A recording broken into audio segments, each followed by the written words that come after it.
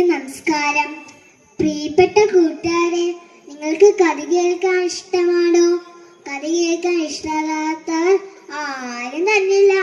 എന്നാൽ ഞാനൊരു കഥ പറയാം. എൻ്റെ കഥയുടെ പേരാണ് ഞാവൽ മരവും കൂട്ടുകാരും. പണ്ട് പണ്ടൊരു ഗ്രാമത്തിൽ ഒരപ്പൂപ്പനും കൊച്ചുമകൻ താമസിച്ചിരുന്നു. അവരെന്നും നടക്കാൻ ഇടങ്ങുമായിരുന്നു.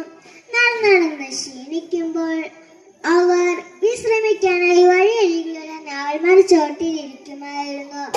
തന്റെ ചോട്ടിലിരിക്കുന്ന അപ്പൂപ്പനും കൊച്ചുമകനുമായി ഞാവൽമരം കൂട്ടായി. അപ്പൂപ്പൻ വിശ്രമിക്കുമ്പോൾ കൊച്ചുമകൻ ഞാവൽമരത്തിന് മുകളിൽ കയറുമായിരുന്നു. കുറച്ചു വർഷമായി അവനെ കാണുവാനില്ല. ഞാവൽമരം കാത്തിരുന്നു. ഒരു ദിവസം ഒരാൾ വന്നത് കണ്ടു. അവന്റെ പഴയ കൂട്ടുകാരനോർത്ത് സന്തോഷമായി കെട്ടുപിടിച്ചു. അവന്റെ വിഷമിച്ചിരിക്കുന്ന മുഖം കണ്ട് ഞാവൽമരം കാര്യം അന്വേഷിച്ചു.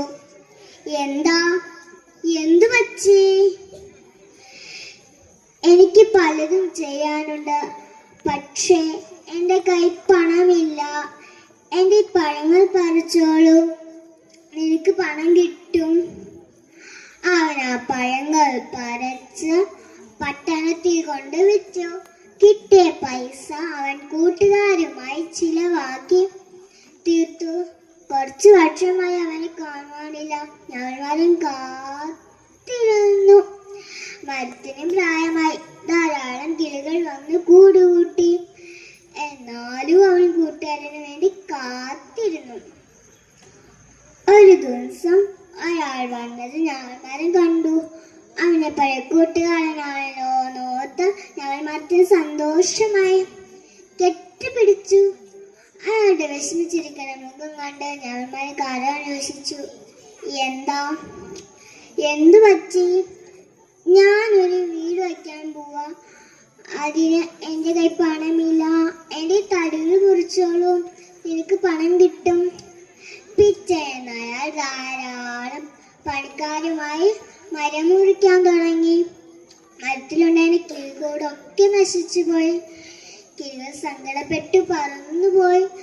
എന്നാലും അവൻ കൂട്ടുകാരന് വേണ്ടി കാത്തിരുന്നു. മരത്തിന്റെ ഇലകൾ പോയതുകൊണ്ട് ഞാവൽമരത്തിന്റെ ശക്തി മൊത്തം പോയി. എന്നാലും അവൻ കൂട്ടുകാരന് വേണ്ടി കാത്തിരുന്നു. ഒരു ദിവസം അയാൾ തന്റെ ചോട്ടിരിക്കുന്ന ഞാവൽമരം കണ്ടു.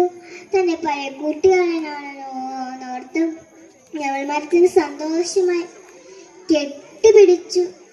അയാളെ വിഷമിച്ചിരിക്കുന്ന മുഖം കണ്ട് ഞാവൽമരം കാര്യം അന്വേഷിച്ചു. എന്തു പറ്റി? എൻ്റെ ഭാര്യ മരിച്ചുപോയി, മക്കൾക്ക് എന്നെ വേണ്ട. അങ്ങനെ പറഞ്ഞ അയാൾ ഞാവൽമരത്തിന് മരിക്കുറ്റി സമാധാനമായി കിടന്നുറങ്ങി. കൂട്ടുകാരെ, നിങ്ങൾക്കിന്ന് എന്താ മനസ്സിലായ? ആത്മാർത്ഥതയല്ലേ കൂട്ടുകാരെ? തിരിച്ചറിയാൻ നിങ്ങൾ വൈകരുത്. എൻ്റെ കൊച്ചു കഥ എടുത്തുന്നു. നന്ദി, നമസ്കാരം.